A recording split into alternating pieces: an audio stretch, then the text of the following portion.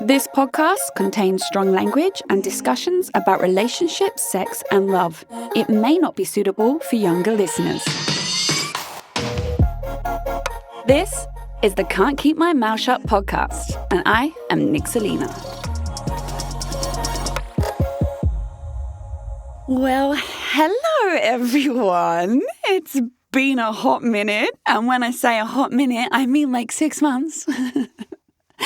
My apologies to all of you for leaving you this long between season 7 and season 8. My excuse is I don't really have one. I took a break just to, recalibrate my ideas and then my relationship fell apart. And here we are. Sadly, I've now got really great material to talk about. Thank you all for eagerly waiting for season 8 to begin, and I hope this 2-part episode hits the spot. It is called 10 Tips on Heartbreak Hotel. One guest for check-in, please. Yep. Ugh, Heartbreak Hotel. What a vibe. Or the absolute opposite, should I say. I know everyone who stalks me on Insta, sees me out, is like, oh my God, what happened to your relationship? What happened? What happened? I even had one person like, so did you cheat? Did he cheat? What happened? What happened? I'm like, no. I mean, if he cheated, I don't know about it. But no. It just shit happened and that was that. And I thought, do I do an episode where I tell you all what went on? Because everyone's going to tune in for the dirty gossip. And I kind of don't want to go down that angle. So this is my revised idea on being both informative, helpful, but also you can get an understanding-ish on what went down. So I guess, be straight up, not too proud to admit he left me. Yep. I thought it was a huge mistake at the time. I told him so. Call it old age, if you will. I didn't chase after him. If someone sits me down and says, I'm done, then, okay, collect your stuff, I guess. See you later. There was no begging or anything on my part. Does that mean I didn't love him? No, of course. I loved him. I loved him with everything I had. I threw everything I had into that relationship, and him and I went through a lot of stuff together, like a lot of intense stuff in a very short amount of time as well. I was absolutely fucking gutted. And the breakup kind of came out of the blue as well. And I'm telling you this because it helps when we're looking through how to move on from a heartbreak. So the breakup, if I feel like if one's come out of the blue, it also hits you a lot different. Like me and him, we did have copious rows and with very different opinions. And, there would be comments from him when he's drunk or angry, like, why are you clinging on to this relationship? Oh, well, that one hurt. So, yes, I should have seen the signs, but, me being who I am, I thought even though we were having these rows that when we were fine, we were incredible, I was very much in the mindset that we'd be able to communicate through it, work us together out stronger. I also knew we'd moved in together probably too quickly, and there's always that transition phase when people move in together. Always. It's normal. Been there 100 times. It's normal. So I was definitely thinking that, yes, there are problems arising, but if we sit, we communicate, which I tried so many times. I expressed what I wanted, what I needed, tried to listen to what he wanted. So for me, I thought we were fine. I mean, also in my defense, the week before the breakup, he was texting me about looking at diamonds while I was away with my girlfriend for the weekend. The day before the breakup, he was showing me screenshots where he'd text his family about our future children, said he couldn't wait. So, that was what I was thinking. Okay, we're good. And it's like he woke up in a mood one day and just left me at a hotel. That was that. a hotel staycation that I got for us for free. He left me midway during free flow, people. I had an hour left of champagne that I just sat there at the table, like, sobbing. And all the staff were coming up to me like, are you okay, miss? Miss, are you okay? And I was obviously checked into the hotel. Ironic, Heartbreak Hotel. I was in a Heartbreak Hotel. I was checked into the hotel that weekend as media, right? As an influencer. So everyone knew Nixalina was there. And then everyone saw my partner just get up and fucking leave. And never return. Oh, it was awful. It was fucking awful. And that was it. And that's that. As they say, that's the breakup. I don't want to divulge more. But yeah, there we go. I've given you enough, people. So I want to talk about, before I move on to the tips on how we move on from heartbreak, I want to talk about how it affects me. Because I want people to realize that heartbreak is, it's so physical as well as mental. It affects us all differently. And some people are able to just be like, okay, that's done. See you later. I'm not that girl. I am not that girl. And it's because when I love so deeply. You know, like, move into my house. Like, come live with me. It's okay. I'll pay most of the rent. I'll do this. I'll take us to Paris. I'll do this. I'll cook. I'll organize all these events for us. I just love with everything I have.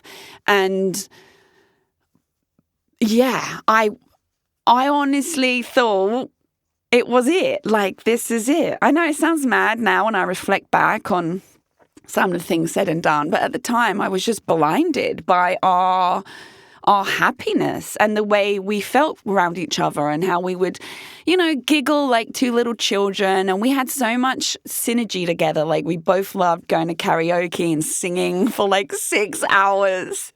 We both loved going out dancing. We'd go out just on our own and go to different bars and clubs and just drink and dance. And it was so effortless. And I made him laugh all the time and vice versa. And we really fancied each other. So for me, the breakup really hit me hard, which means the heartbreak hit me even harder. So if I look at how it affects my body, and I'm telling you all this because I want you to know that if you're going through this or have been through this, like, it's totally normal. But I basically can't eat or sleep. How long has it been? A month and a half. I have lost 5 kg or 5 to 8 kg. I can't remember. I stopped looking. But I can see it in people's reactions, and also unsolicited DMs on Instagram. And also when I go out, like the last time I went out, this girl was like, why are you so skinny? I'm like, my body just goes, oh, I'm not interested in food. It's awful. Like, I'd buy like a panini for lunch and I would struggle to eat half of the panini. Like, that's how bad it got. And then whenever I ate, I felt sick. So then I'd go to the bathroom and I'd be gagging up nothing because there's nothing gone in. So weight loss and lack of appetite is like my big one, as well as no sleep. Oh God, the lack of sleep. It's horrible, which leads to like rumination, especially if you live together. Like, I'm still at the house where he was there with me, right? It became our home. And now he's gone. So I'm lying in bed, used to like rubbing my feet onto his, and then I'm just there in silence. It's so painful. It's actually getting me quite upset, even regaling it. So alongside that, I get pins and needles. I have like this, I walk around with like knots in my stomach all day. And then because of the stress on my body, and I'd be like gagging up air. I mean, I do have anxiety anyway, so you can imagine my anxiety has just taken over my body, like my chest. I end up having to just rub my chest on repeat, trying to like breathe. I know, it's bizarre. It's just the thing I do. Like, if I rub my chest, it might help me breathe a bit better. But yeah, anxiety completely took the reins. Awful. Fucking awful. And that's just the physical side. Like, the mental side is even worse because also I'm not eating, I'm not sleeping, I have no energy, I'm fatigued and exhausted. Then I leave all this open space for negative thoughts for myself, for sadness. And I become very unfocused at work. I'm unfocused. I'm not present. If I'm out, I'm not present. I'm there, but I'm not there. When I'm home alone, I'm deeply sad. And when I'm out, I'm triggered, either worried about I'll see him, worried about I'll see him with another woman, or even if not that, just I'll be dancing 1 minute and the next minute it'll be like, oh, we were here together. And a memory triggers sadness. It's fucking inescapable, right? Awful. Heartbreak Hotel is fucking awful. So, how does one check themselves out of said hotel? Sans room charge. Nobody wants to be a permanent guest here, right? No one. So I thought what I'd do, now I've detailed the sharpness of the breakup and the effects heartbreak's had on me, I want to now talk you through how I process it, how I'm moving forwards, and I hope that if I share my pearls of wisdom, anyone else currently on a staycation in this fucking establishment can check themselves out as well. Point 1, I don't rebound. I don't date and I don't sleep with anyone. Rebounds don't ever fucking work, so stop trying to make it a thing. One night stands, okay, they work for a brief high. You get sex, that's nice. You get a dick inside of you, that's nice. You get to spread someone's legs, good for you, bro. But then you feel even worse the next day, right? If you're able to leave a relationship where you claimed you love someone and then immediately jump into bed with someone else or start dating someone else, it does make me question the depth of the love. I know people think, oh, I'll mask this sadness by finding someone new. Yay! Yeah, I'll replace them immediately. Yay! It don't fucking work. And if it does work for you, you probably didn't love that person to begin with, not in the way that you claimed. Like, even now, I've been near no man, and I'm good. Actually, I'm better as if I had, because I've got to see how much I have healed as a woman, the way I am, say, versus the old me, and how healthy I now am, that I don't need validation from another human to make me feel okay. And I mean, I guess maybe like, look, let's be real with each other. The fiancé did a number on me. He broke me. I went to hell and back with that man. And I healed. And I put the fucking work in to become the woman with a much healthier, happier outlook.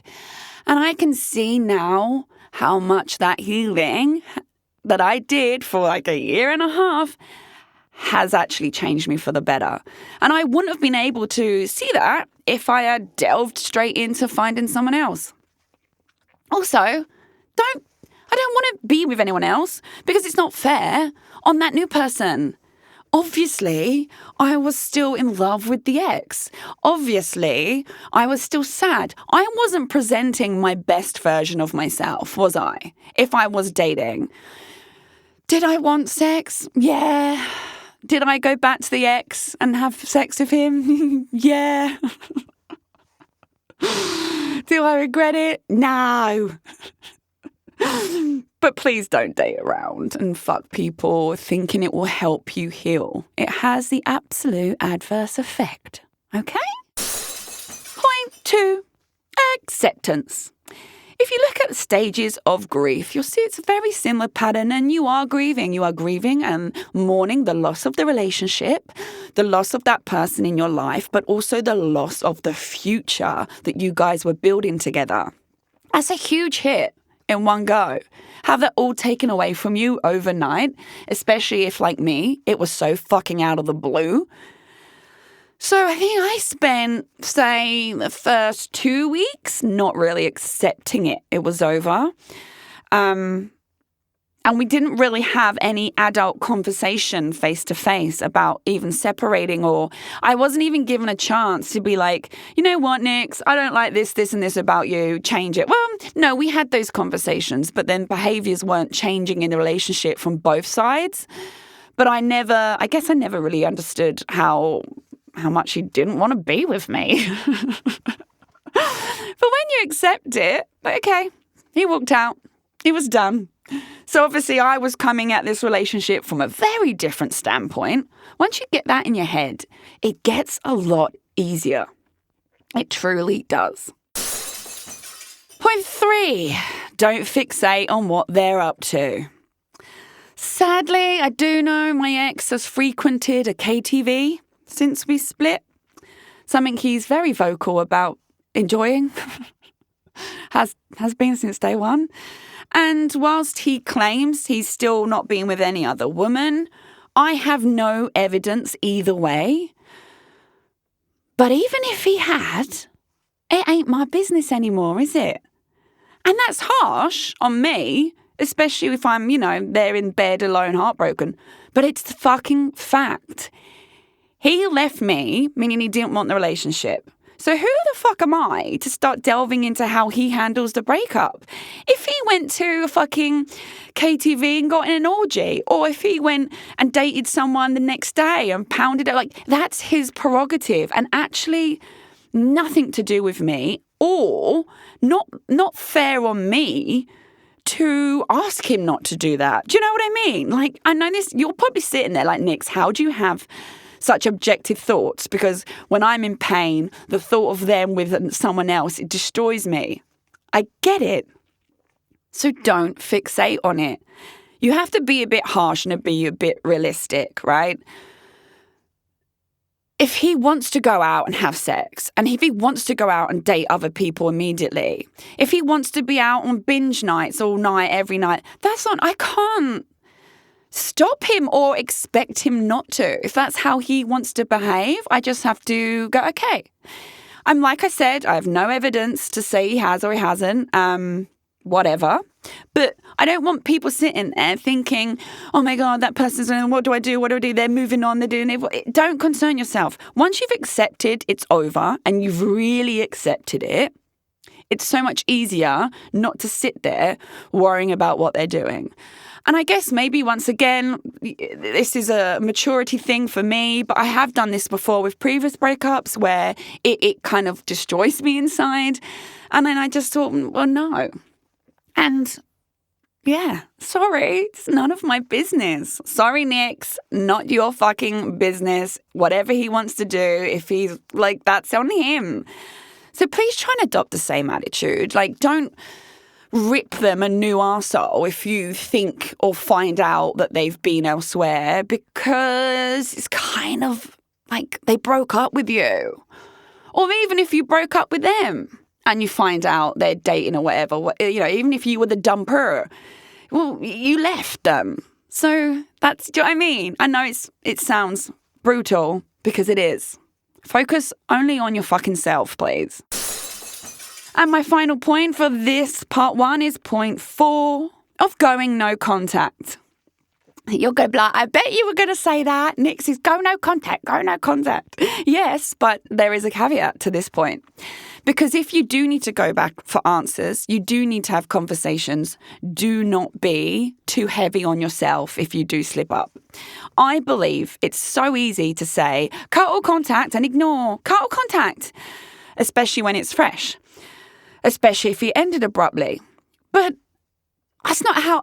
love isn't logical, is it? Love is emotional. 80% of the time, love is the opposite of logical. We love blindly and we ignore people's red flags and we jump into situations that aren't good for us and we stay too long with people we should have left and all that jazz. Love is not logical. So logically, going no contact is the correct answer. But emotionally, you've just gone from having this person in your life 24/7, like talking about marriage, babies or whatever. And even if you didn't, even if you just had a relationship where it was stable or that it was present or whatever, if it's been longer than 3 months, it's kind of a relationship that will affect you or impact you when it's ended. So give yourself some grace, please. Give yourself a time period on when you are going to be like, no more. So for me, in all candid honesty, I've seen him 3 times since we separated. I went on a UK trip. I saw him before I went away, and I saw him when I got back.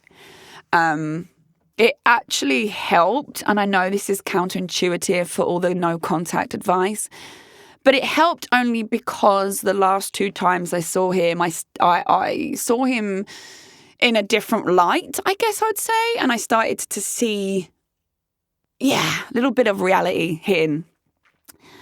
I also have done the whole, drunk texts and calls when I was sad.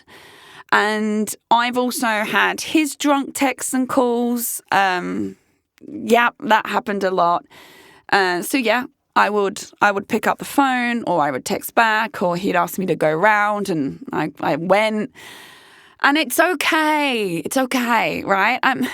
It doesn't make me weak. It doesn't mean I'm, I think I've lost the love of my life and, no, it's just a process. And whilst I know going no contact is the answer, and it is the answer, I'm not saying it isn't, I just want people to give themselves less self-blame and hatred as for when they do break no contact or they can't do it. Because, it's tough, right? It's really tough. So I think for me, my ballpark was like no longer than 2 months this time. No longer than 2 months will I dwell.